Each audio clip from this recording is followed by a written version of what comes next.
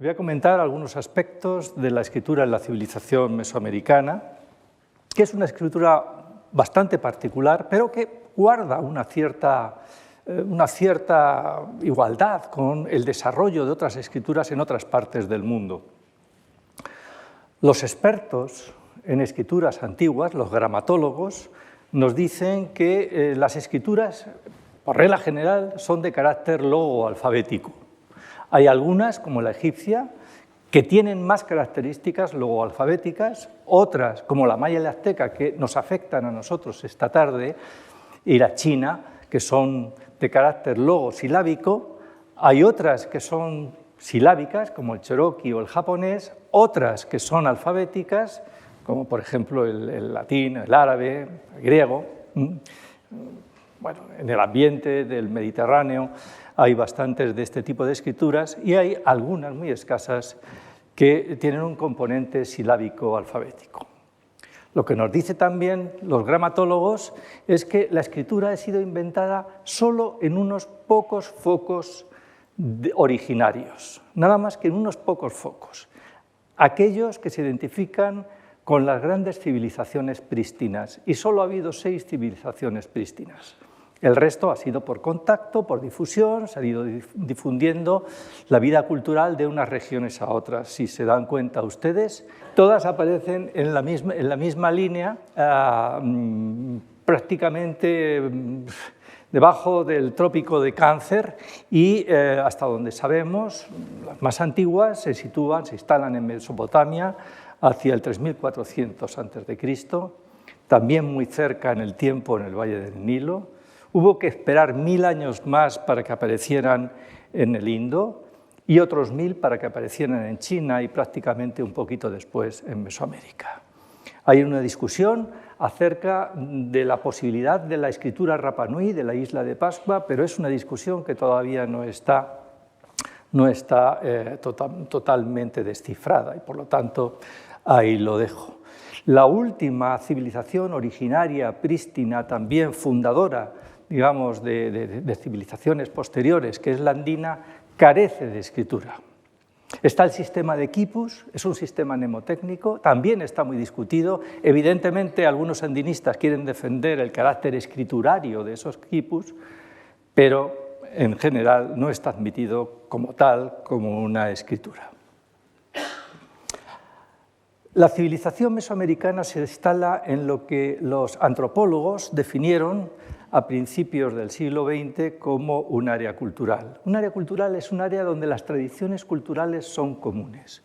No quiere decir que sean iguales, sino que son comunes.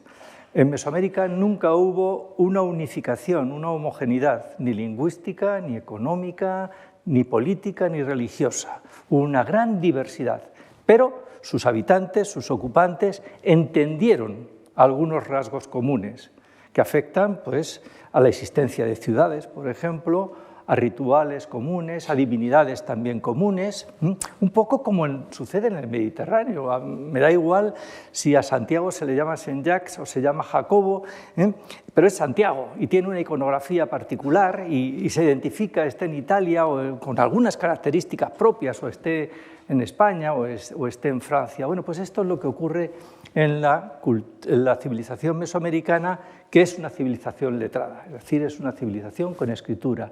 Y a esto es a lo que nos vamos a dedicar hoy. Este territorio se sitúa por debajo del trópico de Cáncer, entonces estamos en una zona tropical. Una zona tropical que está modificada por la altitud de los territorios, la altitud de las regiones. Aquellas que vierten hacia el occidente, hacia el Pacífico, hacia el mar Pacífico, están ocupadas por cadenas volcánicas jóvenes en actividad, hoy día vivas, que están creciendo y que son el resultado de la resistencia que pone la plataforma marítima del Océano Pacífico a la deriva del continente americano hacia el oeste. El continente americano quiere seguir viajando hacia el oeste, pero esas plataformas no les dan facilidades. Como consecuencia de ello, esa plataforma marítima se está metiendo por debajo y está levantando el continente en alturas que van desde los montes de Alaska pasando por todas las sierras madres mexicanas y centroamericanas hasta con los Andes, la Tierra del Fuego. Sin embargo, y precisamente debido a esa presión, en el este, la vertiente hacia el Atlántico se está hundiendo, es decir, está presionando, está bajando por ahí y está subiendo por la zona en que se mete, subyace la plataforma del Pacífico. Es un área de 1.100.000 kilómetros cuadrados, es decir, que es como Francia y España. En aquella zona que vierte hacia el este, los ambientes naturales son los bosques tropicales húmedos. Hoy día, ese territorio, que afecta a partes solamente del centro de México, Guatemala, Belice, y partes de Honduras y El Salvador, está ocupado por una enorme cantidad de grupos étnicos que hablan lenguas distintas entre sí, ininteligibles. Y todos estos grupos étnicos derivan de una civilización que en el pasado prehispánico, hasta la llegada de los primeros españoles a la región, fue una cultura letrada. Una cultura letrada que llegó a tener hasta 16 escrituras, pero no hay que echar campanas al vuelo, ¿verdad? Son escrituras que no entendemos, son escrituras que no se han descifrado. Solamente la maya se ha descifrado en rotundidad y por eso una buena parte de esta conferencia va a trabajar solamente sobre el mundo maya, aunque analizaremos algunas características generales de todas ellas. Esos gramatólogos, esos expertos, bueno, estas son algunas de las escrituras, la olmeca, la ismeña, la zapoteca, la maya y algunas obras en las cuales están escritos los textos, nos dicen lo siguiente: para poder descifrar una escritura jeroglífica antigua se tiene que cumplir una serie de requisitos. En primer lugar, tenemos que tener un corpus abundante de textos. Sí, tenemos que tener textos en cantidad que nos permitan comparar. En segundo lugar, tenemos obligatoriamente que conocer la lengua en que fueron escritas. Si no sabemos la lengua en que es escrita una escritura, realmente no la vamos a poder descifrar. La escritura, bueno, es una herramienta especializada en representar el lenguaje verbal. Eso es lo que es la escritura. Si no tenemos esa identificación de la lengua, no la vamos a poder descifrar. Y en tercer lugar, luego hay otras características menores, si tenemos un buen biescrito, nos va a ayudar mucho en el desciframiento de esa escritura. Pudieron ver ustedes antes de ayer, los que asistieron a la conferencia, que la piedra Rosetta era un triescrito, ¿verdad? Estaba escrito en 3 grafías de tipo distinto, pero eso ayudó mucho a avanzar en el desciframiento de la escritura egipcia. Bueno, pues si tenemos ese biescrito de una escritura que no entendemos, pero con unas glosas que sí entendemos, nos ayudará bastante en la tarea del desciframiento. Cuando llega Cortés y se instala en México Tenochtitlan en el año 1521 y vence al Imperio Azteca, en Mesoamérica se están hablando 13 familias distintas de lenguas. 13 familias distintas de lenguas. Por ejemplo, en el área maya, que está ahí en la parte sureste de Mesoamérica, se hablan en esa época 37 lenguas distintas. O sea que para averiguar en qué están escritas la escritura maya, hay que decidir cuál de las 37 lenguas hay. Nosotros nos quejamos de nuestros problemas lingüísticos aquí en España, ¿verdad? Todavía en el área maya, que tiene poco más de 310.000 kilómetros cuadrados, se están hablando 20 y tantas lenguas distintas, ininteligibles entre sí. Entonces, una tarea muy importante para ese desciframiento precisamente era determinar qué lengua. Como decía antes, los gramatólogos nos dicen que las escrituras tienen solo un foco de origen. No se están inventando a la vez en Mesoamérica escrituras distintas, no, tienen un foco de origen. Nosotros pensamos, porque tenemos las dataciones más antiguas, que la más antigua es la olmeca, la escritura olmeca, y que de ahí derivan el resto de las 16 que les he comentado, que existen. Algunas de ellas tuvieron una fortuna muy corta, duraron muy poco tiempo, 40 o 50 años, y solamente aparecieron en una ciudad. Otras tuvieron una evolución cronológica muy larga, como la maya, que va desde el 300 a.C. hasta el siglo XVIII. Hay que tener en cuenta que a partir del siglo XVI la escritura jeroglífica en Mesoamérica es perseguida por la Inquisición y es perseguida, evidentemente, por el Imperio Español. Pero se sigue escribiendo, e incluso en el siglo XIX se deja descolgar algún glifo suelto dentro de una grafía latina, aunque está escrito en yucateco, en lengua yucateca, pero con grafía latina ya nuestra, se coloca a lo mejor algún jeroglífico. Es decir, que la evolución de las escrituras en Mesoamérica, dependiendo de las regiones y de la fortuna de las ciudades, pues puede ser larga o corta. En cualquier caso, lo que a nosotros nos interesa es que conocemos fundamentalmente la maya y veremos algunas de sus características. La olmeca es la fundadora. Hasta donde sabemos, hacia el año 1000 tenemos el registro, antes de Cristo, tenemos el registro más antiguo escriturario en esta región. Y ya nos da una serie de claves que, como he dicho antes, esas escrituras originarias dejan huella en las escrituras que se derivan de ella, o bien en la forma de algunos glifos, o bien en alguna raíz de algunas palabras, o bien en el contenido de alguna palabra. Siempre dejan huella, no se olvida esa huella. Claro, no es una repetición integral de la lengua olmeca, ojalá, porque entonces hubiéramos conocido su desciframiento, pero sí va dejando huellas. ¿Y las huellas cuáles son? Pues una muy importante, de la cual ya les comentó también el doctor Pérez Acino el otro día, es el carácter icónico de la escritura, igual que la egipcia. Primero son iconos, son imágenes. De tal manera que la escritura mesoamericana va a ser muy visual, va a ser como muy artística. Pero también al ser muy visual y al ser iconos también va a representar, no todo es naturalista, hay mucha abstracción también para hacer símbolos. ¿Nosotros tenemos abstracciones? Sí. El símbolo del euro o el propio cero es una abstracción que tiene un significado, ¿verdad? Bueno, pues ellos van a utilizar mucho esta característica y se va a quedar en toda la escritura mesoamericana a lo largo de la historia. En segundo lugar, son textos que se disponen en columna. No se va a escribir como escribimos nosotros, linealmente, bien de derecha a izquierda, de izquierda a derecha, no, van a ser textos en columna. Por desgracia, conocemos muy pocos glifos olmecas, tenemos una muestra muy escasa y no sabemos en qué están escritos. Algunos piensan que es Mije o Foque, pero no sabemos en qué están escritos, por eso no hemos podido descifrar. Lo que sí se ha descifrado son signos de carácter aritmético, donde un punto es un 1 y una barra es un 5. La aritmética es muy importante, luego tiene aplicaciones geométricas y esas aplicaciones geométricas las tiene volumétricas, se van a construir ciudades, se van a hacer grandes edificios y grandes mediciones de tipo astronómico. Y también la utilización del calendario ritual de 260 días, que consiste en mezclar 13 números, del 1 al 13, como nosotros 30 o 31 para los meses, y 20 nombres de días.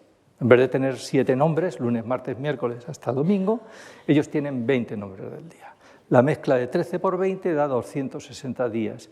260 días es un calendario trascendental en Mesoamérica porque es el que rige la vida política, ritual y social de Mesoamérica. No es el calendario astronómico, no es nuestro calendario de 365. ¿Se conoce?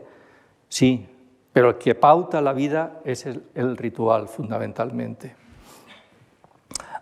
Nosotros pensamos que es una escritura logosilábica, pero no lo sabemos, y que puede ser nominativa, que puede estar hablando de nombre o de título, junto con nombres de tipo calendárico, ahora veremos un poquito más. Entonces, la muestra que tenemos es muy escasa, es muy iconográfica. Si se fijan ustedes, no me atrevo a darle al mando, en la imagen superior, que está señalado en rojo, pues este es un gobernante olmeca que está colocado en una cabeza colosal, en una de las principales vías de comunicación en la ciudad de la Venta, y ese mismo signo, esa misma diadema que lleva con un gavilán, aparece en el glifo número 3 de ese monumento de abajo. Pensamos que está identificando un nombre o un título de un personaje, pero no hemos podido pasar de ese nivel. El siguiente episodio escriturario lo tenemos entre los zapotecos del Valle de Oaxaca actual. Allí se encontró un escalón de entrada a un edificio monumental donde he representado a un cautivo al que se le ha extraído el corazón. Se le ha extraído el corazón, seguramente ha sido capturado en el campo de batalla y en una ceremonia en la ciudad se le ha sacrificado, se le ha ajusticiado, sacrificándolo con un paraguas ritual, ¿verdad?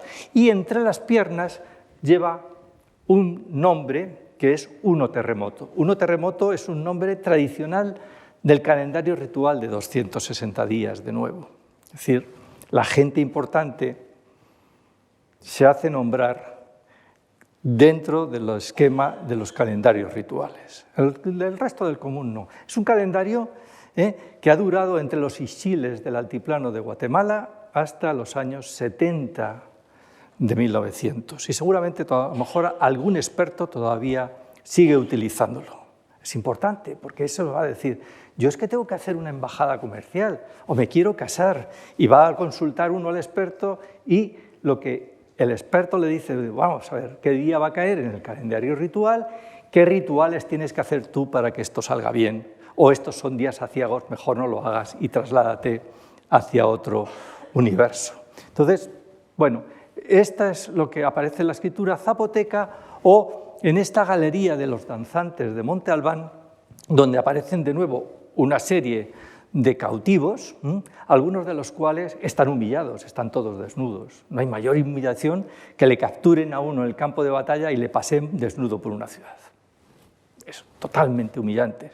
Algunos se les han cortado los órganos genitales, otros tienen extraído el corazón, y esa galería de danzantes que forra un edificio en realidad es un memorial del poder que está adquiriendo Monte Albán a la gente que llega a la ciudad y lo ve, las embajadas, los comerciantes, quien llegue.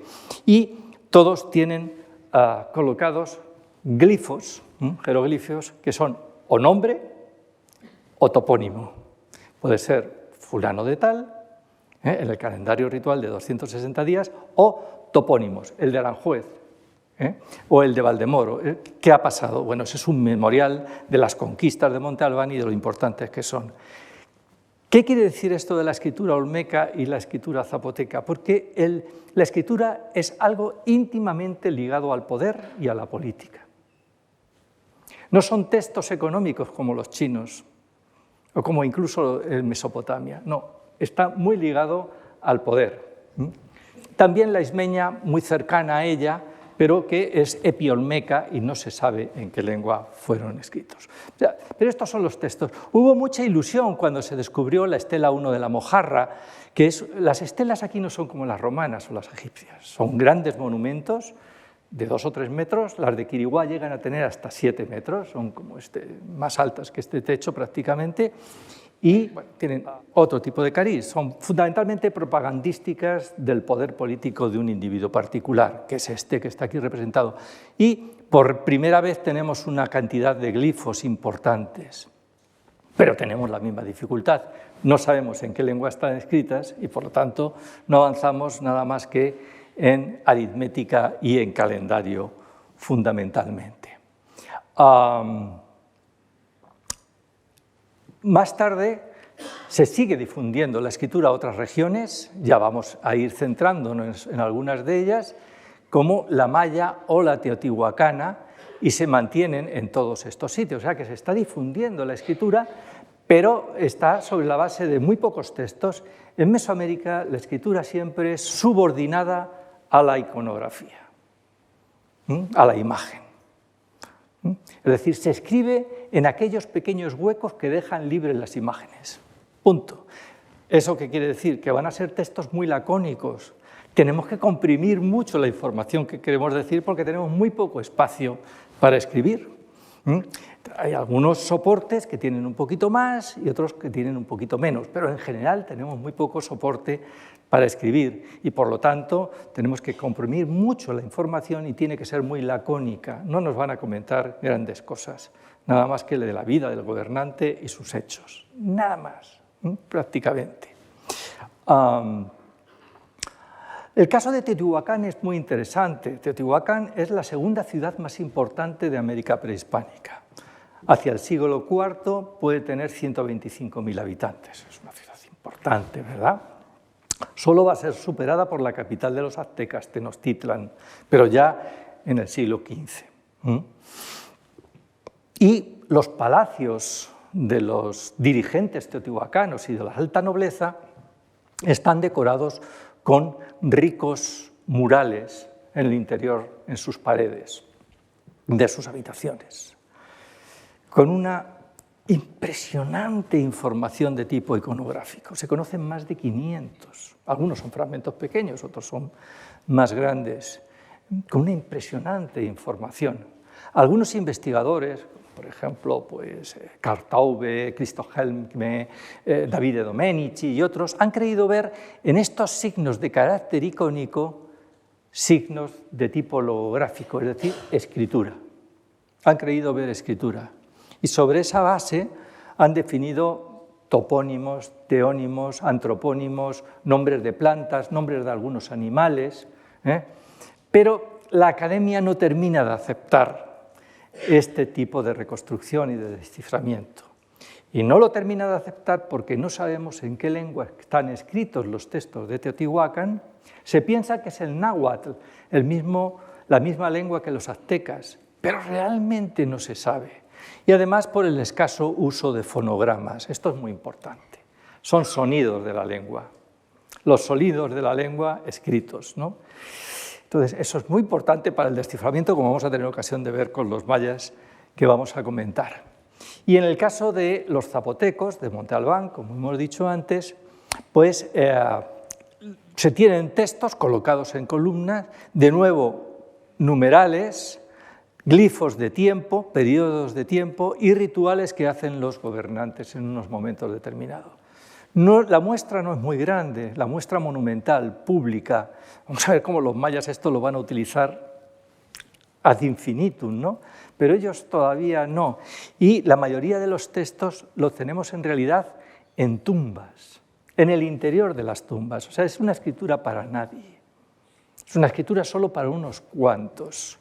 Estas tumbas están decoradas con grandes murales donde aparecen algunas de las divinidades más importantes y en el interior, en sus jambas, por ejemplo, en sus dinteles, en las puertas, en las hornacinas, en las vasijas que colocan en las hornacinas, aparecen algunos glifos, alguna escritura. Algunos de ellos son nominativos. Este es Cocillo, es el dios de la lluvia, el dios de la tormenta, muy importante en Mesoamérica. Este es el dios del maíz, ¿verdad?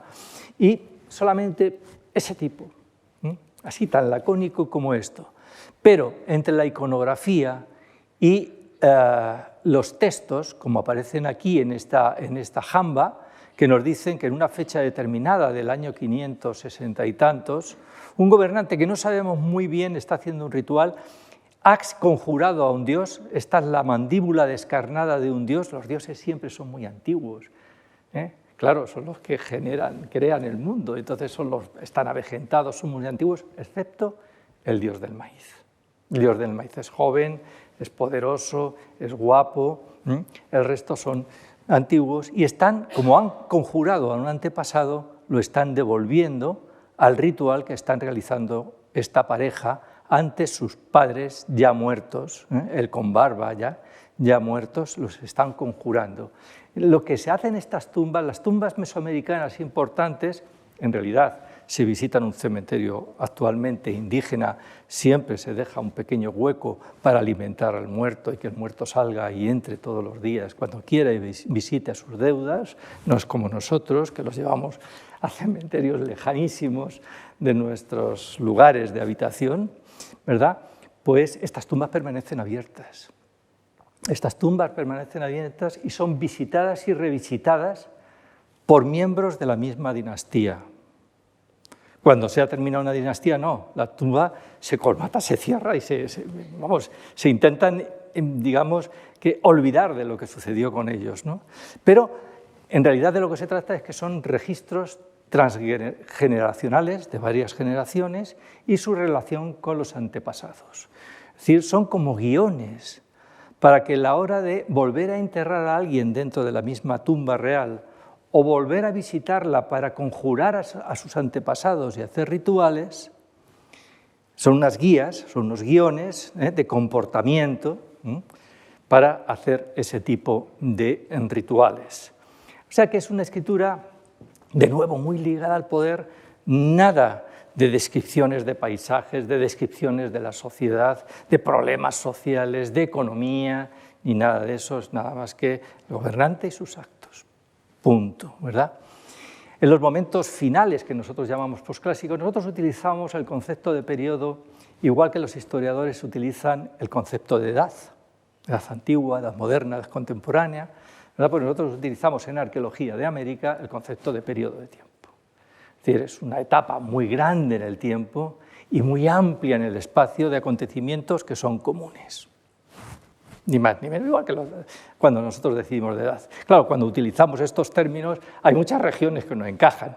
Nosotros decimos, estamos en la edad contemporánea. Sí, bueno, pero vete a decírselo a uno de la Amazonía, que no ha conocido todavía al hombre y que todavía está utilizando herramientas que no son de metal. Pues estarás tú en la edad contemporánea. Él no está en la edad contemporánea, él está en otra edad, está en la edad de la piedra. Entonces, aunque tienen esos problemas utilizar este tipo de términos, no tenemos otros. No hay nada mejor.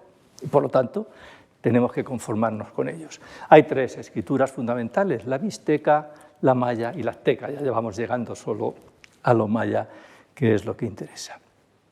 Los mixtecos fueron un grupo, los artistas mixtecos fueron unos artistas muy afamados en las cortes mesoamericanas del siglo XIV y del siglo XV.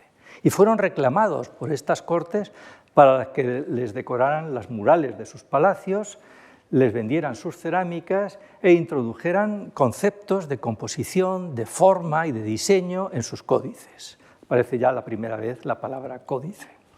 Los códices en Mesoamérica, los mayas, los mixtecos, los aztecas, están hechos básicamente de la corteza de una higuera. También se hacen de piel de venado y algunos son de tela de algodón. Pero básicamente, sobre todo los prehispánicos, mayoritariamente son de la corteza de una higuera que ha sido arrancada del árbol, se le ha raspado la savia, se ha sumergido en agua, se la ha dejado allí que macere y cuando está muy blanda, pues se saca y se le ponen prensas para que se unan las fibras de nuevo, ¿verdad? Y vayamos formando un papel, un pergamino. Ese pergamino fue después, los mixtecos abrieron en forma de libros sus códices, como nosotros. Los mayas y los aztecas lo cerraron en forma de biombo. Bueno, una vez conseguido el pergamino, se le da una capa de estuco, que es una cal, un polvo de cal muy fino, con una savia, una goma vegetal y un poquito de agua, se estuca toda la superficie, se le da la pintura de los diseños, que es una pintura orgánica, y por lo tanto en el bosque tropical lluvioso se va a echar a perder enseguida, como todo lo orgánico, pero se le da una capa de barniz para que la defendamos hasta donde sea posible. Y ellos, los mixtecos, crearon 5 grupos de códices que en general todos adolecen de lo mismo. Ahora van a ver ustedes la siguiente y se van a dar cuenta, ¿verdad? Es una escritura, bueno, es tan altamente icónica que casi no tiene texto escrito. Siguen manteniendo el sistema numeral. Aquí ya la barra ya no es el 5, sino que se puede poner cifras de 6, 7, 8, 9, 10 con puntos, ¿verdad? Y son altamente icónicos, que se refieren a personajes pero que tenemos que interpretar, como por ejemplo que este que es serpiente o este que es muerte, ¿no? Y se refieren en buena medida a la vida de un gobernante y sus acciones, sus conquistas, sus matrimonios de élite, los rituales que está haciendo, etcétera, etcétera, como pueden observar en esta página del Códice Nutal. El Códice Nutal son todo imágenes. Son todo imágenes que tienen sus cifras. En realidad nos habla de las hazañas de Ocho Venado, que es el señor de Tilantongo, que tiene aquí su palacio. El señor de Tilantongo, que es uno de los principales gobernantes mixtecos, que logra un territorio de unos 25.000 kilómetros cuadrados, no es mucho más, y que, bueno, pues va subordinando sitios va haciendo rituales en algunos lugares determinados, se casa con mujeres nobles de esos sitios o hace rituales en esos sitios. ¿Qué hace el rey nuestro cuando va a la comunidad X, la de Castilla y León o Galicia? ¿Qué hace? Está cohesionando el Estado. Punto.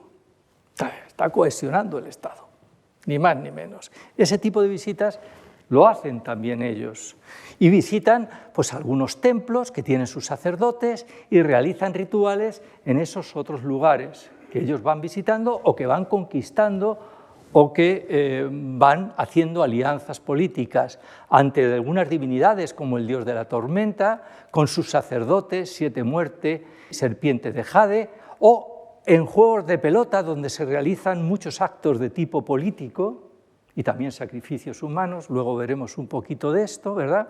Y atraviesan regiones con ríos, como este río de la Cueva, seguramente igual que el Guadiana se mete por debajo de tierra y luego reaparece, es decir, bueno, en definitiva son registros genealógicos de las actividades de Ocho Venado, que va conquistando territorios, haciendo alianzas políticas, y de eso tratan este tipo de códices. No tienen otro tipo de contenidos, y lo mismo sucede en parte con la escritura olmeca, que es de tipo no verbal y de tipo no lineal, y que, bueno, pues lo único que hemos podido llegar es a teónimos, topónimos, antropónimos, tiempo, cuenta de objetos. Este sí tiene un libro económico, que lo comentaré ahora, y que aparece tanto en monumentos públicos, no sé si algunos lo conocerán, está la famosa Piedra del Sol azteca, aquí está el sol, esta es la rueda del tiempo, y aquí tiene solamente 4 glifos, que son las 4 eras.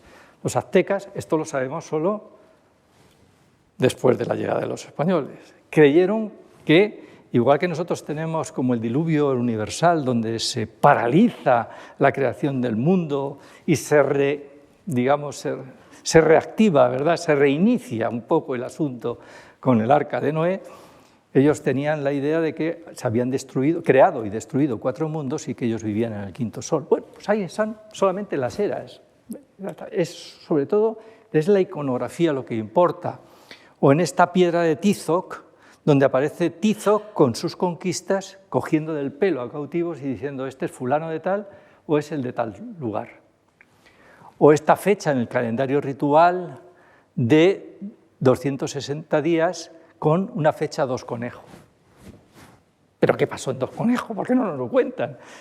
No, ellos no pretendieron contar nada con eso. Simplemente la escritura, a ver, que es una herramienta elitista y de prestigio, pero no intentan contar nada específicamente, nada más que referirse, en este caso, a algún tipo de acontecimientos, algunos de ellos sagrados, como esta piedra del Templo Mayor, que es Ochocaña, otra de las fechas del calendario ritual, donde aparece Huitzilopochtli, que es un dios importantísimo. Es decir, en ese Templo Mayor que hay en el Zócalo de México, si algunos de ustedes han estado en México, es un templo doble, uno de ellos estaba dedicado al dios de la tormenta, a Tlaloc, y otro a Huitzilopochtli, es un dios pues, de la migración mexica, que tiene aspectos solares y de guerra.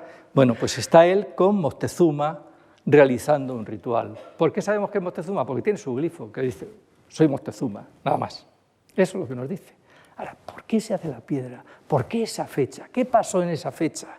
No nos lo cuentan. En este caso sí tenemos una especie de biescrito. Ahora vamos a ver un poco.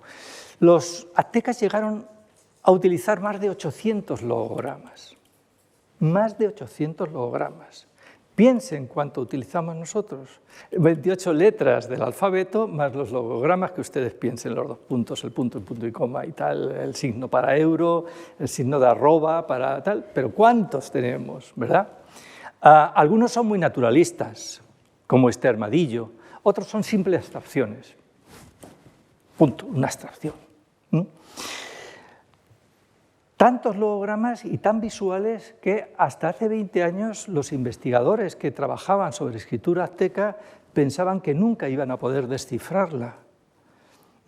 Fue un compañero nuestro, de nuestro departamento, el que, siendo un experto mayista, utilizó el sistema paleográfico, igual que la paleografía. Nosotros escribíamos distintos en el siglo XIV que en el XV, el XVI, el XVII. Es una disciplina compleja, porque vamos cambiando el tipo de letra y no entendemos cómo se escribía en el XVIII. No entendemos, tenemos los textos, sacamos algunas palabras, pero no entendemos mucho de ello, ¿no?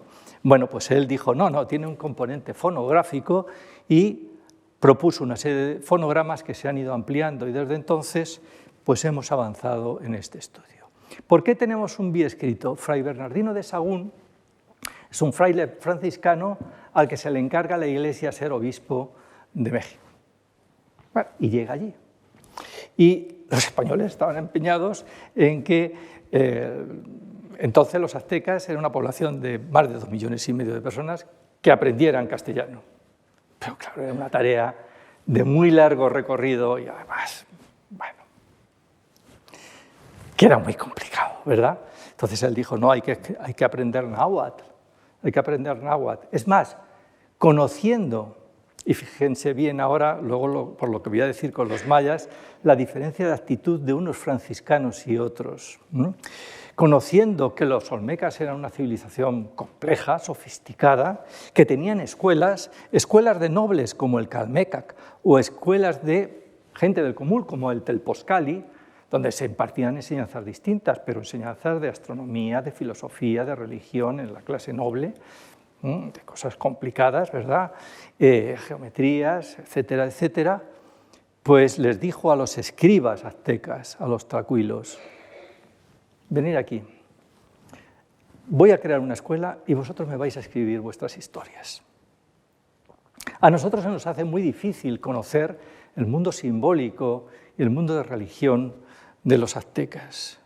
Y nosotros lo que queremos es que los aztecas entiendan nuestro sistema porque tenemos una labor de evangelización. Y la idea de Dios no es fácil. De nuestro Dios uno y trino y todo ese tipo de cosas, sus iconografías, no es sencilla. Para nosotros sí, claro, pero no para ellos, ¿verdad? Y entonces les dijo, venir. Claro, tenían la Inquisición así por encima, con la espada de Damocles, pero venir y escribirnos nuestras historias. De tal manera que conocemos más códices novohispanos, es decir, de la época de los españoles, que códices prehispánicos, que solo tenemos 1 o 2, nada más. Y los que escribieron, por ejemplo, decían, bueno, pues vamos a escribir lo que hemos escrito siempre. Cosas de astrología, cosas de adivinación, para adivinar las actividades humanas y las consultas. Es como si nosotros vamos ahora y cogemos, oye, ¿qué día es hoy? Hoy es San Miguel. Pues bueno, en San Miguel hay que hacer este tipo de ritual. Y estos días son buenos para esto. Y si no haces esto en San Miguel, pues entonces no hagas esto porque puedes tener un castigo por parte de los dioses, etcétera, etcétera. Esos son. Y se hacen por trecenas de nuevo, en 1 al 13, el calendario ritual. Esta es una trecena de 1 jaguar, que va hasta 13 muerte, que es el último día. Estos son los días 13, con sus nombres, Pedernal, Caña, etcétera, etcétera. Y quien patrocina los periodos de tiempo, en este caso es Quetzalcóatl, que está ante su templo recibiendo una ofrenda por parte de un oficiante en un cielo estrellado y nocturno. Bueno, pues entonces uno va, lo consulta y el sacerdote interpreta y ya hace uno lo que quiere con respecto a esa interpretación, ¿verdad? Muchos son de este tipo de contenidos.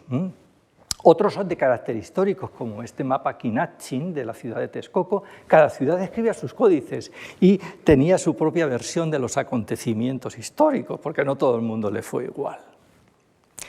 Y, por ejemplo, aquí nos dicen que lo interpreta Alvestritxochitl. Alvestritxochitl es hijo de un capitán español, conquistador, y una princesa indígena. Las leyes de Indias han decidido que la propiedad de la tierra y de los recursos en América son de los grupos nativos que estaban allí establecidos. Lo dice la Universidad de Salamanca y lo recoge la corona y ahí no hay más tutilla. Otra cosa es que se cumpla o no, pero digamos que legalmente es eso. Entonces, ¿qué hacen los altos capitanes españoles? Se casan con princesas indígenas y, bueno, por el patronazgo, ellos son los que controlan en realidad sus bienes, los recursos y sus gentes.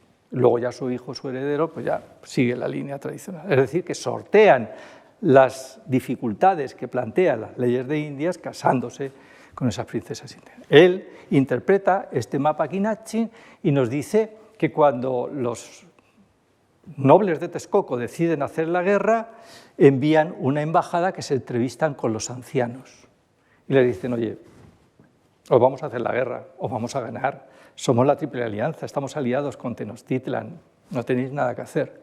Si no lo acceden a ello, a los 20 días, ahí está el calendario ritual otra vez, vuelve un noble y habla con el señor de la ciudad que se piensa subordinar. Y si no quiere, a los 20 días mandan ya a los capitanes Águila y a los capitanes Jaguar o Ocelote para decir, vamos a entrar a sangre y fuego. ¿Os rendís o ya vamos a por vosotros? Bueno, pero es un biescrito. Aquí está escrito en náhuatl, pero con grafía ya latina, lo que significan las cosas. Ahí ya podemos avanzar.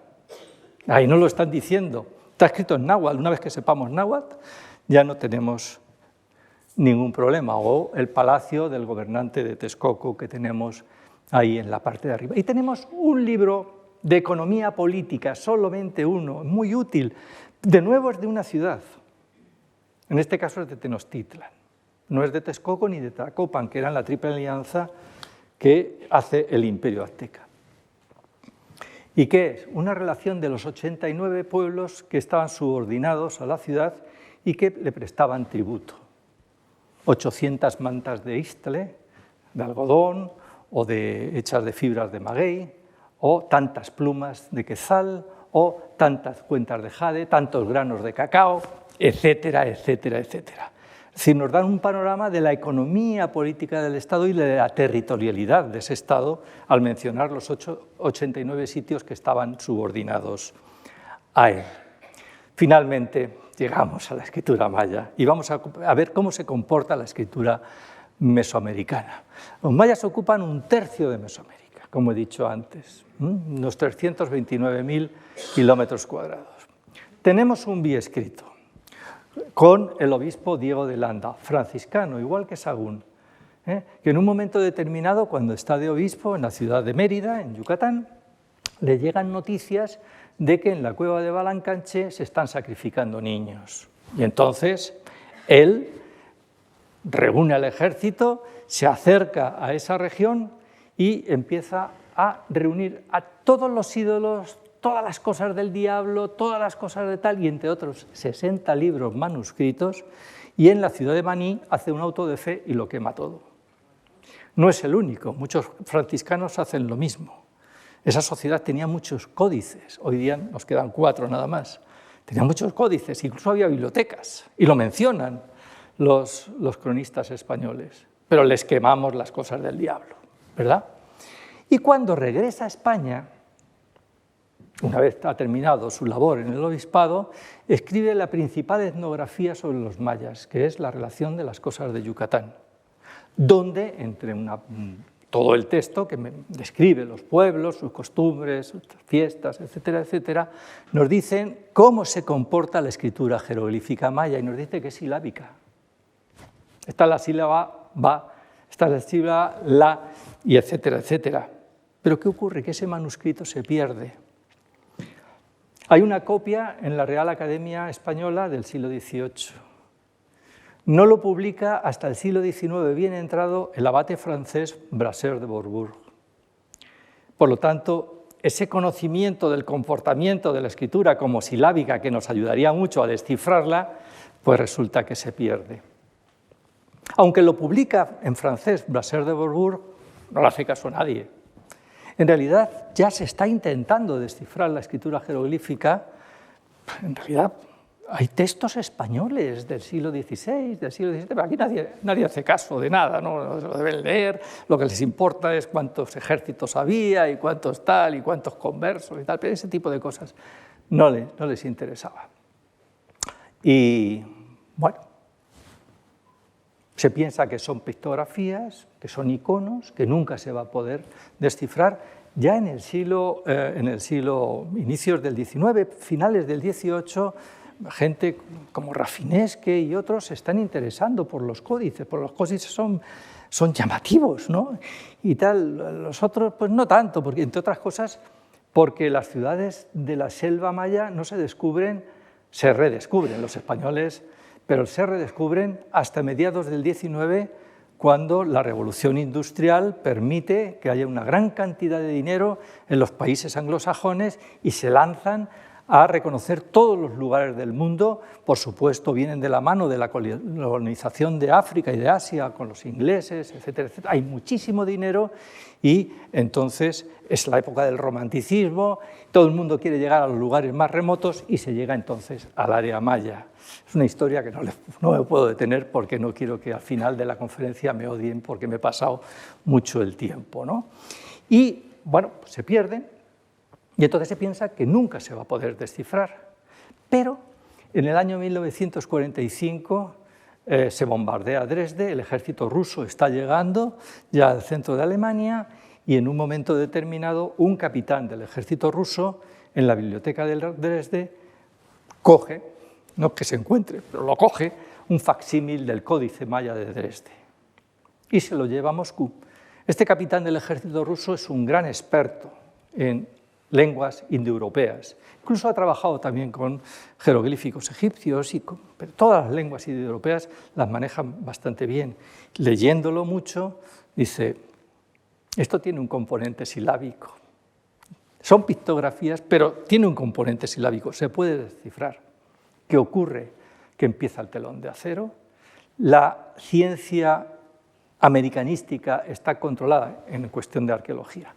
Está controlada por Estados Unidos y en buena medida por una figura muy importante inglesa que es Eric Thompson, y dicen, bueno, lo que está diciendo Yuri Norosov no significa nada, este tío es un loco, no sabe nada, no le invitan a sus congresos, se ríen de él en las publicaciones y tal y cual, y hay que esperar hasta el 68 en que empieza esto a ser, ese paradigma empieza a ser roto por parte de la academia estadounidense.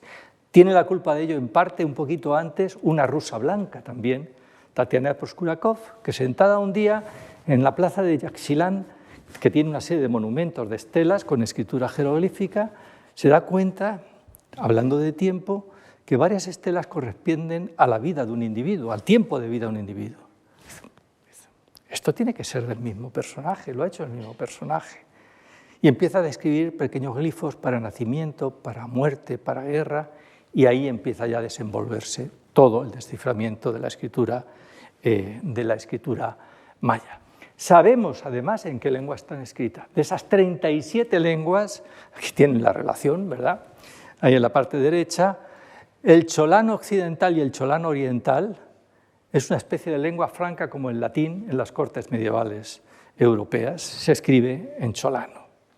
Claro, hay algunos escribas yucatecos que meten algunas palabras yucatecanas o quicheanas en otros lados, o celtalanas, pero realmente en su conjunto son cholanas. ¿Cómo se comporta? Bueno, pues básicamente son logogramas. Son morfemas de la lengua que tienen significado. Morfemas de la lengua que tienen. Llegaron a conocer más de 800 también de estos logogramas, pero en un momento concreto solo manejaron 400 o 450. 800 es una burrada. Hubo escribas muy preparados que conocían más y otros que utilizaron menos. Tenemos entonces logogramas que son fundamentales, la mayor cantidad. Algunos son muy naturalistas, como por ejemplo jaguar, pero otras son puras abstracciones, como por ejemplo hueso. Bueno, pues hay que... Entonces son difíciles. Pero también tenemos fonogramas, que son los que descubre Diego de Landa y que se han ido ampliando con la investigación, que son sonidos de la lengua. Es decir, es esa representación del lenguaje verbal, sonidos de la lengua. Nosotros tenemos A, B, C, D, etcétera, etcétera, ¿no? Y tenemos también determinativos semánticos, que son muy importantes. Imagínense ustedes que tienen la palabra banco. Banco para sentarse, banco para sacar dinero, banco de carpintero, banco de peces. Nosotros tenemos que sacar el sentido por el sentido de la frase, por el conjunto del sentido de la frase, ¿verdad? Pero los mayas dicen, no, yo pongo aquí humo y es para quemar y para sahumar. Entonces, si tenemos banco y le ponemos un pez, es que es banco de peces. No tenemos que leernos toda una frase o estar leyendo mucho para saber a qué se refiere esa palabra concreta. Eso es muy importante. Y muy importante la complementación fonética para el desciframiento. ¿Por qué? Porque nos dicen cómo empiezan o terminan las palabras fonéticamente. Así es que si nosotros tenemos una palabra que empieza por co y termina por la, pues todas las demás del diccionario nos sobran para el desciframiento. Vamos a ver cuáles son las que hay y ya seguiremos avanzando. O sea que fueron muy importantes los complementos fonéticos. También los signos auxiliares. Nosotros tenemos muchos, la interrogación, la conjunción, pero imagínense, el más importante, ¿cuál es? El espaciador. Imagínense que no tenemos espaciador. Pues sería todo un texto unido, no entenderíamos. Entonces, el espaciador, para ellos también, los diacríticos son muy importantes. Y como la china y otras escrituras, y nosotros la estamos utilizando ahí, utilizan el sistema rebus, que es la utilización de un logograma no por lo que significa, sino por su sonido. Por ejemplo, hoy día todos manejamos WhatsApp y sabemos que dicen voy a por carne, pues ponemos una X carne. ¿Qué estamos haciendo? Este sistema rebus. Estamos utilizando algo que no tiene sentido, ¿verdad?, pero que nosotros entendemos perfectamente, ¿no?, como si quisiéramos decir saludos o torpedos, ¿verdad? Igual, podemos abreviar y cambiar un poco el orden en ese sentido. ¿Cómo se componen y cómo se leen las escrituras? Bueno, pues el globo glífico tiene un paradigma que es un cuadrado, que es el signo principal. ¿Qué pasa? Que este signo principal, que es un logograma, puede tener afijos, sufijos, posfijos, prefijos, y ser rectangular o no rectangular, que son esos complementos fonéticos que nos dicen por cómo empieza y cómo termina una palabra. Y algunas son variantes de cabeza, son como 4 de estos signos cuadrados. Y el orden de lectura, como los olmecas, es de izquierda a derecha en columna y de arriba a abajo. De izquierda a derecha, de arriba a abajo, de izquierda a derecha, de arriba a abajo. Claro, algunos, aprovechando el espacio, pues aquí han metido 3, ¿no? Porque siempre hay que aprovechar los espacios que nos dejan libres las imágenes, porque la escritura está subordinada. ¿Y de qué trata? Bueno, pues esta trata de muchas más cosas. Por una parte tenemos el sistema numeral, lo hemos visto antes, se está utilizando desde el tiempo de los olmecas, y aquí meto otro de los rasgos. Algunos logogramas, podemos tener la barra para 5, pero también se puede expresar por un logograma. Algunos logogramas son alógrafos, es decir, que se pueden expresar de varias maneras. Es como si tuviéramos varias palabras para decir lo mismo. Claro, por eso tienen más de 800 y por eso se complica mucho. Hay que conocer muy bien, entonces, este sistema numeral, que es de carácter vigesimal y posicional. Lo tenemos aquí. Por posiciones, aquí llega hasta el 20, 20 por 20, 20 por 20 por 20, 20 por 20 por 20 por 20, y hacer cifras.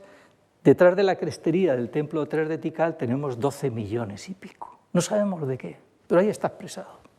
Es decir, se pueden calcular cosas que luego en la geometría y en la construcción arquitectónica y todo va a tener importancia, y en la observación del cielo. Y muy importante, los mayas inventan el cero. Con el cero, si no hubiéramos tenido cero, olvidémonos de cohetes espaciales, ordenadores y de todo eso. El cero es fundamental. Bueno, pues ellos también lo inventaron. Entonces, por una parte, sistema aritmético. Por otra parte, tiempo, ya lo hemos dicho. Manejaron 2 calendarios, el Tzolk'in, que son 13 por 20, y el Hab, que es el calendario astronómico.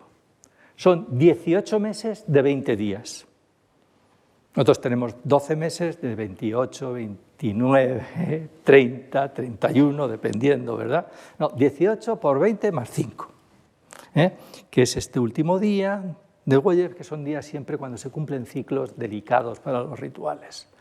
Mezclaron los dos para construir un ciclo como de un siglo, que dan redondos 52 años. Es decir, que el primer día del Tzolk'in, del 13 por 20, primer día, el 1 y mix, por el último día del Hab han pasado 52 años. Se hicieron enormes rituales, se destrozaron casas, todo para volver a reconstruir como si fuera una nueva fundación del mundo. Y eso sirvió para hacer cuenta histórica. Esos dos conceptos aritméticos y calendáricos para hacer cuenta histórica desde una fecha cero. Nosotros también la tenemos, el nacimiento de Cristo. Nosotros partimos de ahí. Uno después de Cristo, otro está después de Cristo. Esa es nuestra. Los árabes, la égira, 700 y pico después de Cristo. Los chinos, otra distinta, ¿no? Cada uno tiene su tal. Y esto se instala en el 13 de agosto del año 3114. Y se arrastra con periodos de tiempo, de tal manera que sabemos de fecha absoluta, mejor que el carbono 14, que esta es del 762 después de Cristo. Punto. Y además el día y todo se sabe. Inapelable. Muy importante para la arqueología, ¿verdad? Este tipo de cosas, porque no es tan fácil. Esta información que nos da la escritura está muy codificada y es diferente si aparece en los grandes edificios, desde las cresterías hasta los monumentos que están a los pies de los edificios y en las plazas, o los objetos particulares. Por ejemplo, en este friso de Holmul, lo que nos dice es que esta es una conjura, se conjura a Chap-Chan-Yopat Macha, que renace de entre los muertos. Se le ha conjurado, se ha conjurado a los antepasados. Es igual que esas tumbas zapotecas. Y los antepasados llegan por medio de una serpiente emplumada, cuyas fauces, esta es una y aquí está la otra, devuelven antepasados muertos, es decir, antepasados a Chap-Chan-Yopat. Y el texto que nos dice, en una fecha que se ha borrado, nos dice que accede Chap-Chan-Yopat Macha. Y nos dice que también que un nuevo gobernante, Kinista Haltun, acaba de cumplir 20 años y es vasallo de la ciudad de Calakmul, de la dinastía Kanul. Nos dice además que su abuelo materno reina en Naranjo y también es de la dinastía Kanul, está subordinado a ella, y que una princesa de Naranjo, madre de Kinista Haltun, se casó con Chap Macha. Es decir, que seguramente el que ha levantado este friso es Kinista Haltun. Y nos está hablando de su genealogía, de las relaciones políticas que tienen sus antepasados con otros reinos, en una situación que es, claro, es muy comprimida, porque lo que prima es la iconografía. Si bajamos al fondo, esto sucede lo mismo con las estelas y los dinteles, donde de nuevo la información que tenemos está supeditada a los espacios que les deja la iconografía, a los espacios que les dejan las imágenes. También en el interior de los palacios, con los murales, en los tronos o en las tumbas, hay escritura y nos hablan de cosas relativas a cada uno de estos aspectos y de estos ambientes, o en los juegos de pelota. Muy interesantes, por ejemplo, en este escalón de la estructura 33 de Yaxchilán, el gobernante pájaro jaguar está jugando con una pelota que en realidad es un cautivo, que tiene las manos aquí atadas en la espalda, ahí está la cuerda, y se le nombra. Y además en los textos se nos dice que hay 3 sacrificios. El juego de pelota es un juego de muerte. Es un juego político, es un juego político que juegan los gobernantes con cautivos importantes que han sido capturados en los campos de batalla y que algunos de ellos van a ser sacrificados en los juegos de pelota. Y el sacrificio y el tirar por las escaleras está perfectamente interpretado en el Templo Mayor de México Tenochtitlan, con Huitzilopochtli, la luna, que es el sol, la luna, el intento de la luna de matar a Huitzilopochtli, el vencimiento, las estrellas y el sacrificio de la luna y tirada su cabeza y su cuerpo hacia abajo, que se va desmembrando, y allí abajo, ¡plas!, aparece una gran un gran monumento que representa a la Coyolxauhqui, que es la diosa de la luna azteca, ¿verdad? Entonces, aunque aquí aparece en estas escaleras, ese es el sacrificio que se hace como consecuencia del juego de pelota que ha realizado Pájaro Jaguar, y lo están observando dos enanos. Textos en los marcadores, en las estelas, en todo, en las cuevas también, muy importantes, ¿verdad?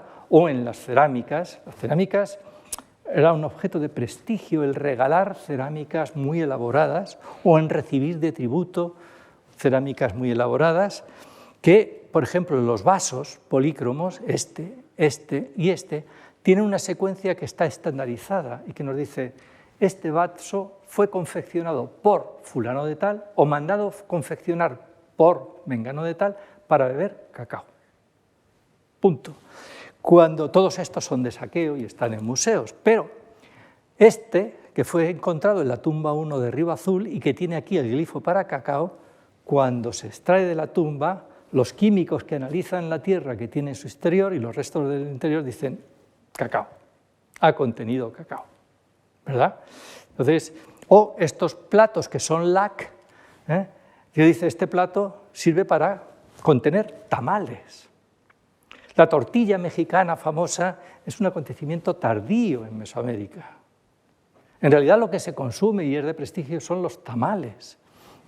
Y están muy representados en los tronos de los personajes. Ahí tiene un plato con tamales para darle a alguien que llega a visitarle. Pero de los más de 12.500 textos mayas que tenemos, no hay que echar las campanas al vuelo, porque muchos son tan lacónicos que dicen su aguja, su espina de mantarraya para autosacrificio, pero solamente dice su espina de mantarraya, o la espina de fulano, o la orejera de mengano, nada más de los 12.500 textos, que no es una gran cantidad. Tenemos mucha información, ahora veremos. Sabemos quién es el escriba y cómo se llama. Escribir es chip y el escriba es achib y el libro es jun, ¿no? Pincel, woj, es glifo, letra. Eso sí, lo tenemos bastante bien identificado y sabemos que la escritura es un acontecimiento sagrado. Los españoles ya lo dijeron, los frailes en el siglo XVI. Tienen que tener visiones los escribas, tienen que hacer determinado tipo de rituales y purificarse el cuerpo antes de escribir. Y en esta losa de Palenque nos dice que ha esculpido la tablilla decorado los sagrados jeroglíficos. O sea, los jeroglíficos son sagrados, la escritura es sagrada. Quinispajal Hanapakal, que es el gobernante de Palenque, es el que ha encargado la obra, pero no el que la ha escrito. Lo escribe un escriba. Antes se pensaba que las Kujun, que significa Kuj, es Dios, es para Dios. Y Jun es libro. El de los libros sagrados dicen, ahí está el escriba.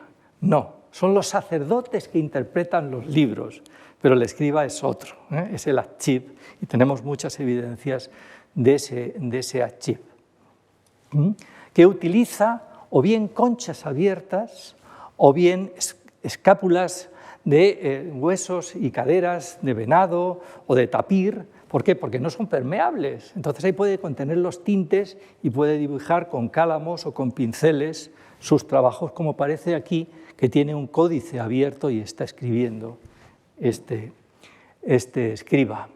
El escultor es Yusul. Muchas veces se ha pensado si son los mismos. Es posible que hubiera alguno que...